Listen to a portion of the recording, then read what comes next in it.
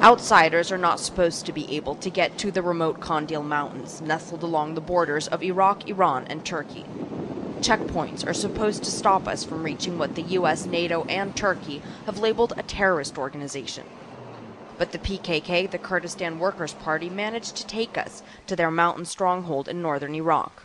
This is the first PKK checkpoint that we've come across. From this point on, we're going to continue on foot.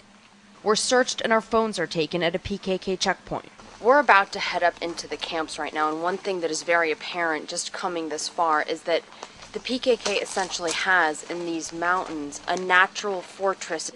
It's clear why almost any army would find it difficult to advance.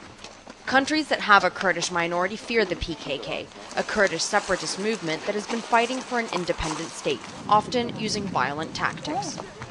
We're guided by 3 PKK guerrillas. They are used to the hard climb. We're not. What is that? In the dark of the night, they joke they have built-in night vision. It's a full moon out. You can hear the dogs howling. It's been a little rough going because you can't really see straight in front of you, and then we just stopped for a drink of water at the stream right here. After 5.5 hours of tough hiking, we reach this camp. Those already there are a little wary of us. Over dinner of bread and tomatoes, they open up a bit and tell us to expect a long day ahead. It's about 5:15 in the morning here, and no matter what, everybody wakes up at around this hour. Discipline is paramount to survival here. It's usually in the morning that the Turkish military launches airstrikes against the PKK's mountain hideouts.